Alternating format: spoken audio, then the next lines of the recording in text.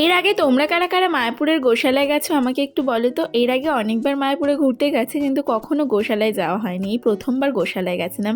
আর গিয়ে এত ভালো লেগেছে যে কি বলবো, একসাথে এত গরু আমি এর আগে কখনো দেখিনি।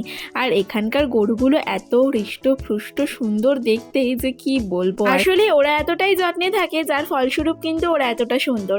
আর এই গরুগুলোকে দেখতে পাচ্ছ, এদের মধ্যে কিন্তু একটা আলাদাই মায়া আছে, তাই না? তো দেখো ওদেরকে কিন্তু প্রায় প্রত্যেকেই আদর করছিল, বাট ওরা কিন্তু কাউকেই কোনোরকম কোনো ডিস্টার্ব করছিল না। যদিও এখানে লেখাই ছিল যে ওদের গায়ে হাত দেওয়া বারণ, তাও আসলে কি বলো তো, এত সুন্দর সুন্দর কিউট কিউট গরু দেখে কি আর নিজেকে সামলানো যায়, তাই ওদেরকেও একটু আদর করে ফেললাম।